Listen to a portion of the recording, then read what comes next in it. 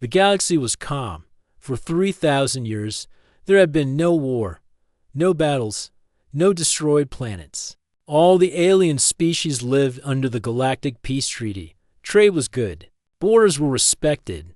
The Galactic Council ruled fairly. Everyone had forgotten how bad war used to be. And most of all, they had forgotten the humans. Earth had helped build the peace long ago. Back then, humans were powerful and smart, but also full of anger. They were the reason the last Great War ended. After the peace started, humans left the council and went silent. They closed their borders and disappeared from galactic news. Alien children read stories about them. Old war heroes still remembered Earth's fleets that could crush stars. But over time, people stopped believing. They called humans a myth, too emotional, or just lucky. The galaxy moved on. But now, everything was changing, far from the center of the galaxy. The Zork Dominion was rising. They were a strong warrior species with dark armor, sharp claws, and deep voices. Their empire had grown fast. They believed peace made the galaxy weak. They wanted war. They wanted control. At a large meeting of the Galactic Council, the Zork leader, Supreme Warlord Cracker, stood in front of the other races. His voice echoed through the Golden Hall. "This peace is over," he shouted. "We are taking what should be ours. The weak will bow, or they will burn." Gasps filled the chamber. Many leaders tried to argue, tried to remind him of the treaty. But Cracker only laughed. "You hide behind words. We hide behind power." Zork warships moved fast. They attacked small outposts, cut off trade routes, and took over border planets. The Galactic Defense Force was old and slow. They tried to stop them. But their ships were no match. In secret, the council met again. "What do we do?" asked High Chancellor Valuna of the Telari species. "The Zork won't stop.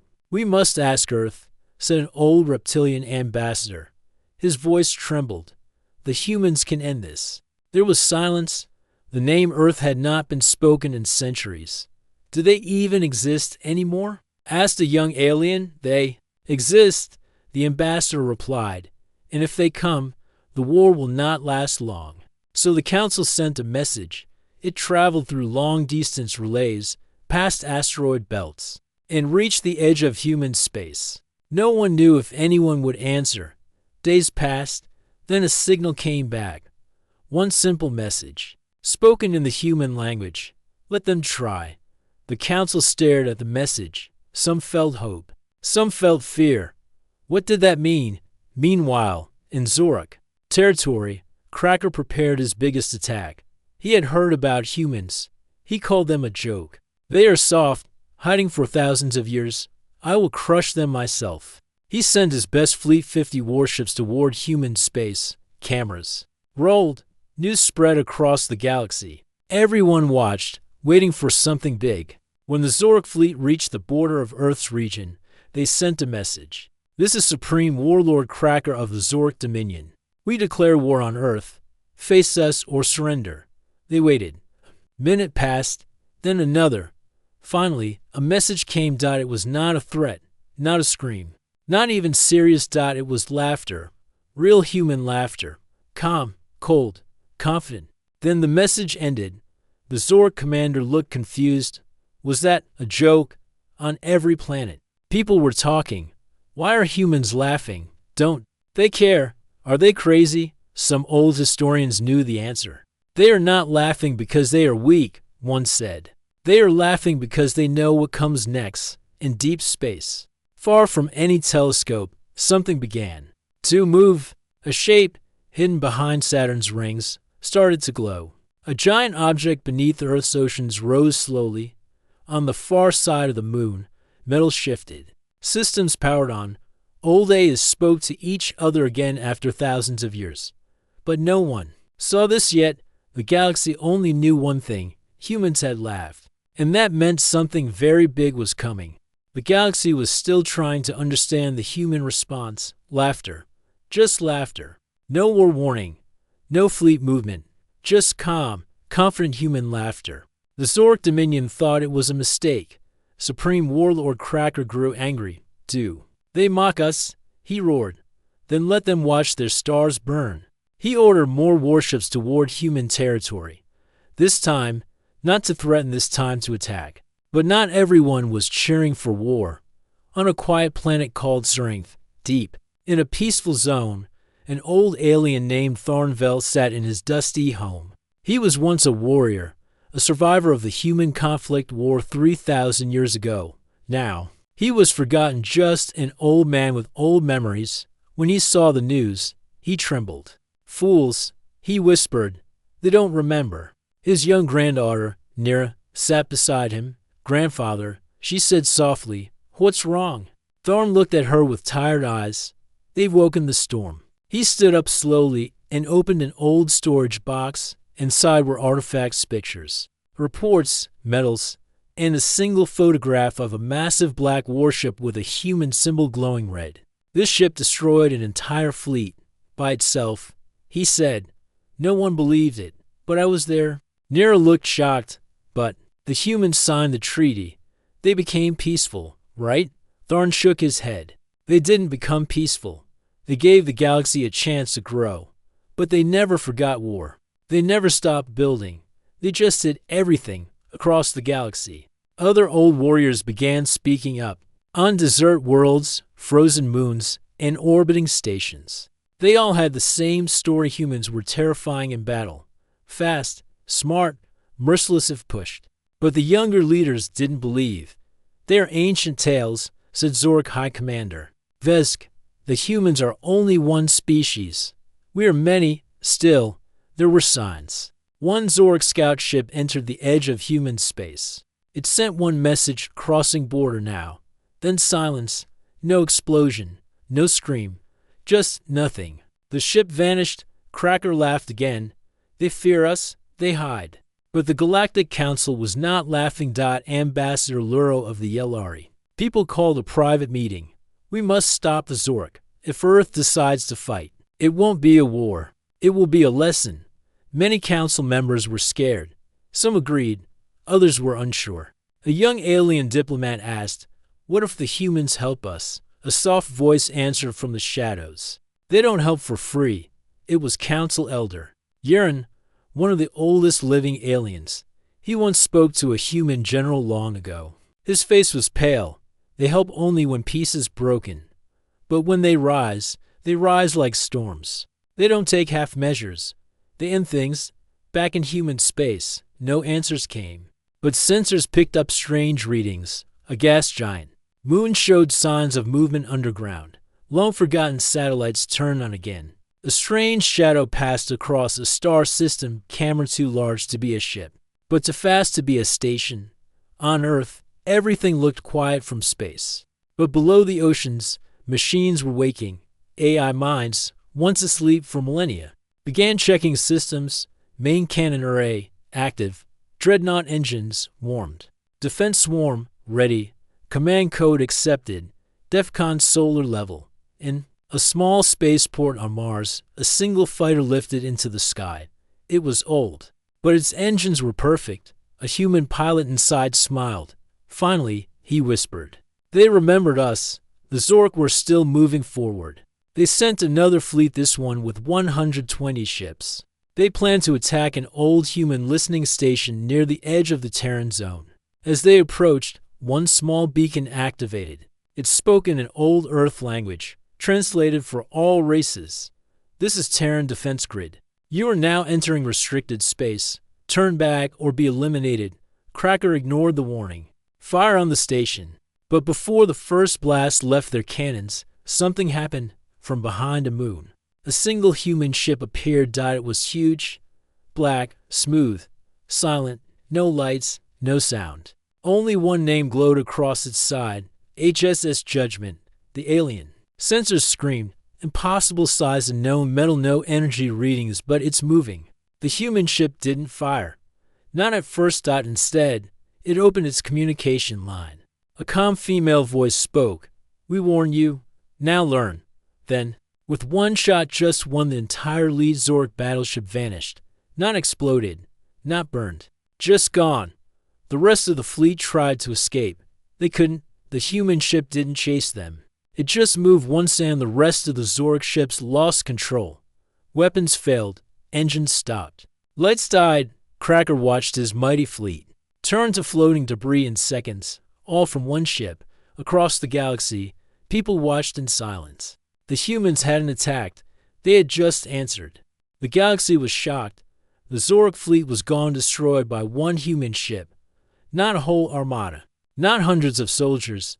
Just one warship, named HSS Judgment. Alien leaders could not believe it.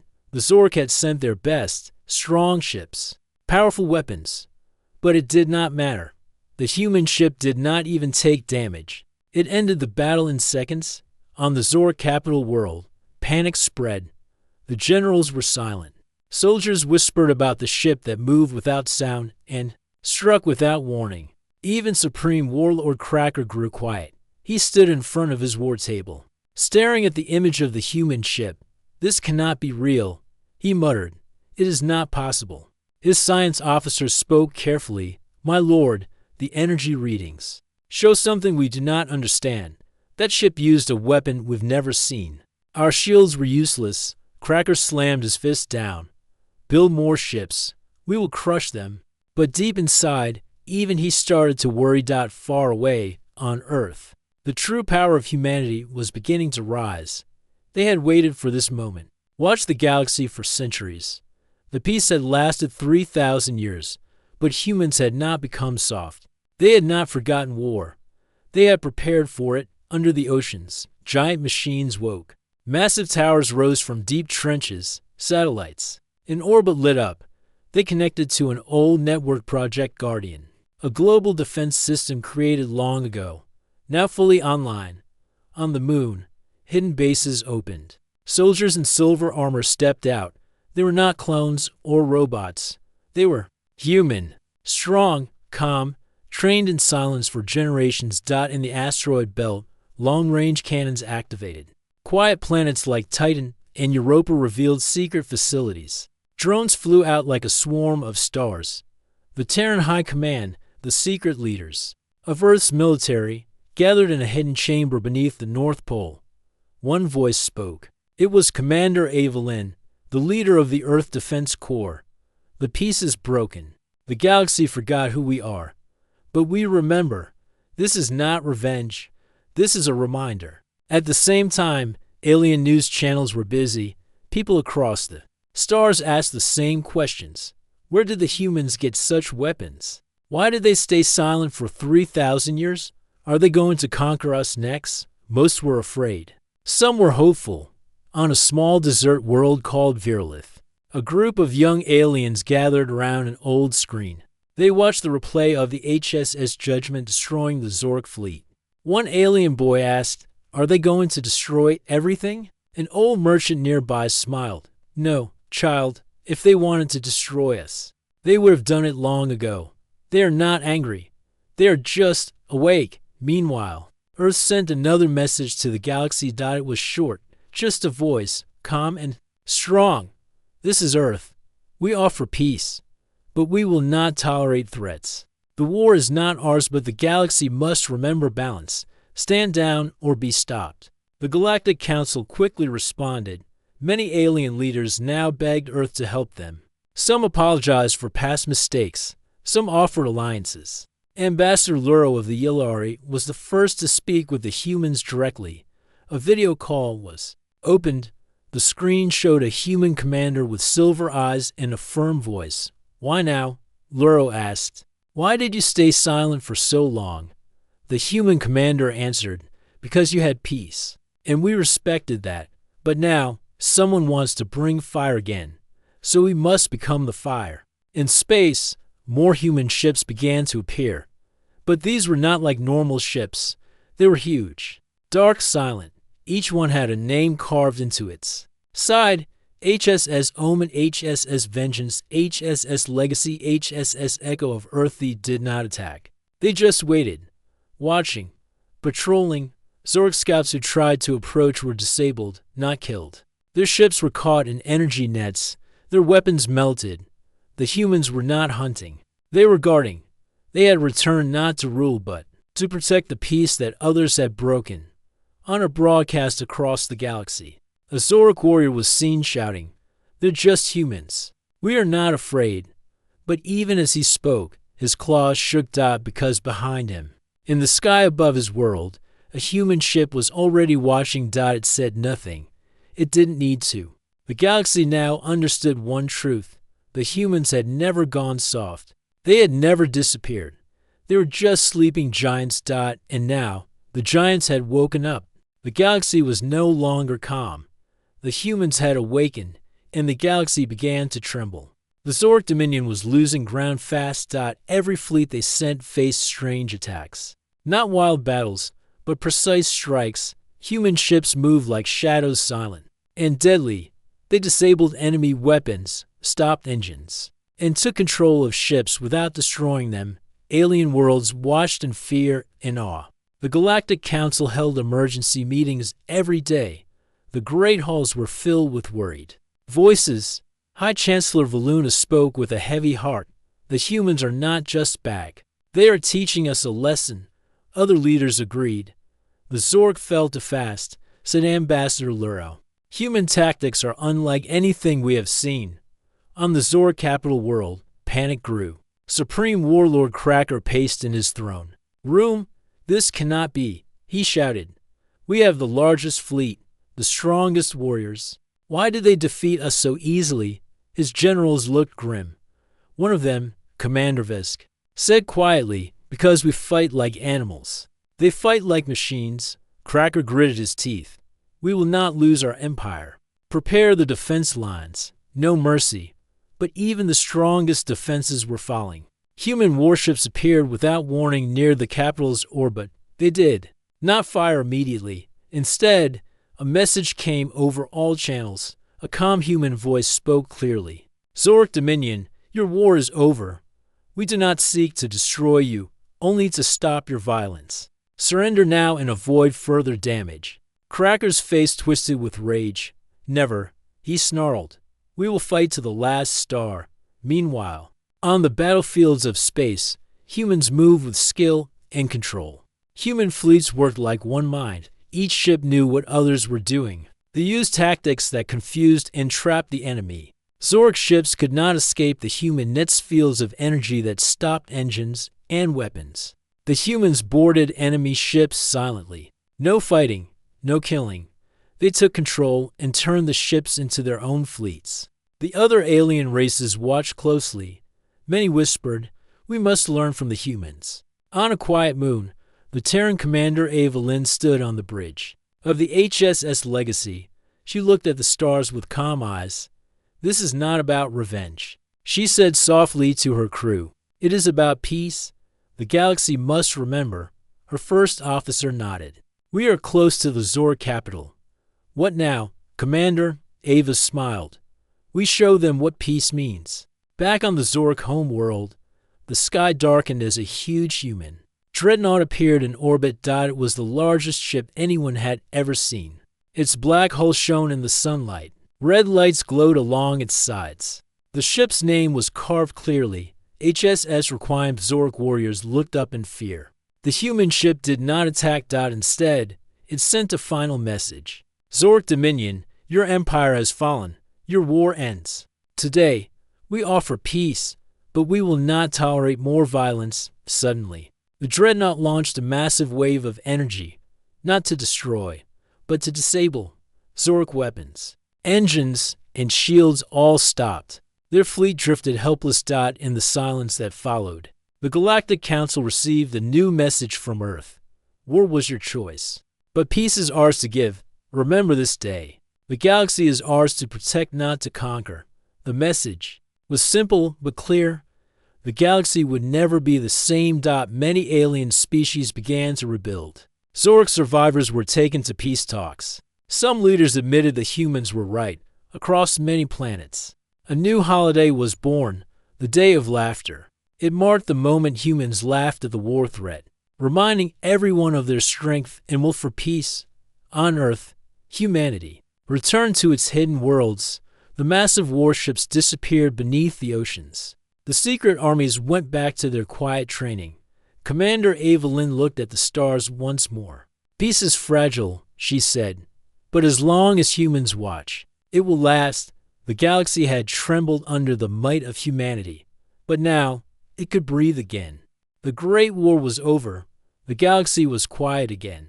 But it was a new kind of peace, one made by humans. After the Zork Dominion fell, the Galactic Council gathered once more. This time, the mood was different, respect mixed with caution. Many leaders had changed their views about humanity. Ambassador Luro of the Yellari spoke first. The humans saved us. They did not conquer. They did not enslave. They reminded us to keep peace. Other leaders nodded. They had seen the power of humans. They had seen the calm strength behind the laughter. But they also knew this peace came with a warning. On Earth, deep in the command chamber under the Arctic ice, Commander Evelyn spoke to her officers. Our job is not done, she said. We fought to stop a war, yes, but we must remind the galaxy that peace is a choice, not a gift. A young officer asked, will the humans stay involved? Ava looked at the stars visible through the glass ceiling. We do not want control. We want peace. We will watch. We will act if needed. But we will not rule. Her words spread across the galaxy. It was a message no one had heard in a long time. Humans wanted peace. But they would not be weak. Across the stars, the Zork survivors were taken to new homes. Watched carefully by the Galactic Council and humans, they were given chances to rebuild. But under close watch, the Council decided to create a new peace. Force a group of species, led by humans, trained to stop war before it began. Many called it the Guardians of Peace. On many worlds, the memory of the human warships became a story told to children. The humans who had been silent for 3,000 years were now the greatest protectors of the galaxy. They left no trophies, no conquered planets, only a warning. If peace ever broke again, humans would return. And this time, laughter would be the first sound. 1 year after the war, the Galactic Council held a special meeting. High Chancellor Valuna smiled as she spoke. We give thanks to Earth. They did not want glory. They only wanted to keep the galaxy safe. Ambassador Luro added, let this be the last war we ever see. The humans showed us how to stop it. A new law was passed, the Treaty of Lasting Peace signed by every species. It was a promise to never forget what had happened. On Earth, life returned to quiet normal. People went back to their homes, schools, and jobs, but hidden beneath the surface. New ships were built, new soldiers trained, because the galaxy was wide and peace was fragile. Commander Evelyn stood on the deck of the new flagship, HSS Sentinel. She looked out at the stars and smiled. We laughed when they declared war. Now the galaxy knows why, and with that, humanity waited, ready to protect peace forever.